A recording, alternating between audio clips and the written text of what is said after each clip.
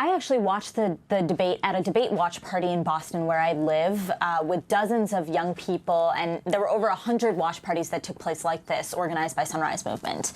And we were really looking to see if NBC and the Democrats treated the climate crisis like the emergency that it is. And frankly, aside from a few bright moments, all of the young people who were at these watch parties across the nation left in deep anger and disappointment. We have watched our entire lives as the political and media establishment has completely sidelined the issue, the greatest existential threat of our lifetimes, and refused to cover the problem with the severity and intentionality that it deserves.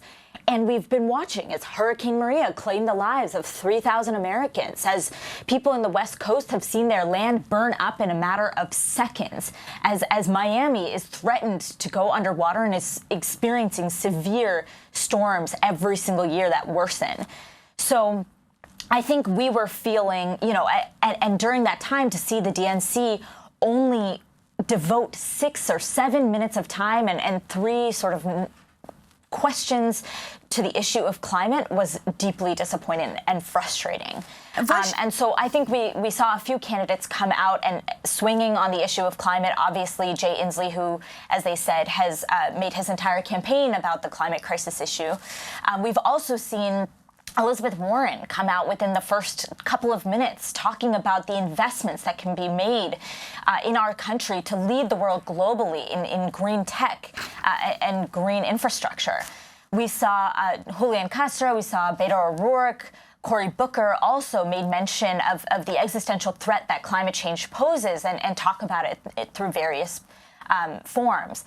So I think, all in all, we have been calling for a climate debate because we know that in large part the establishment has failed us in treating this crisis and talking about that with the importance that it deserves.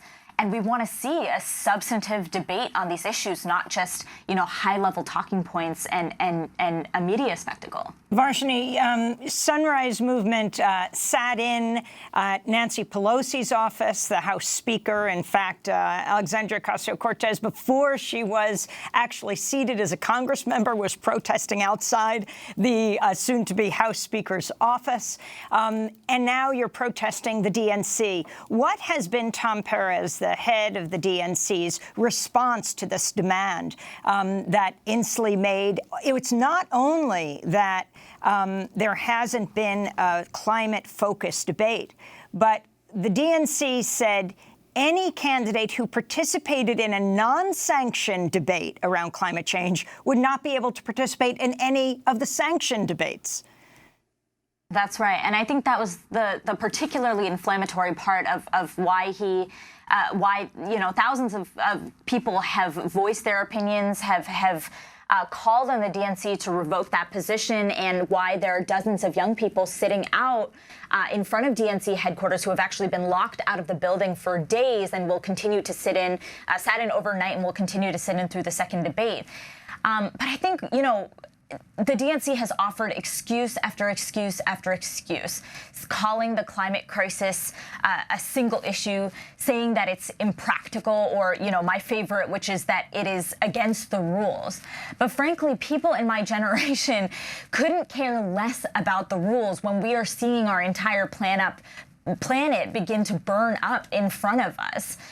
This is a planetary emergency, and we haven't seen our political leaders treat it as such.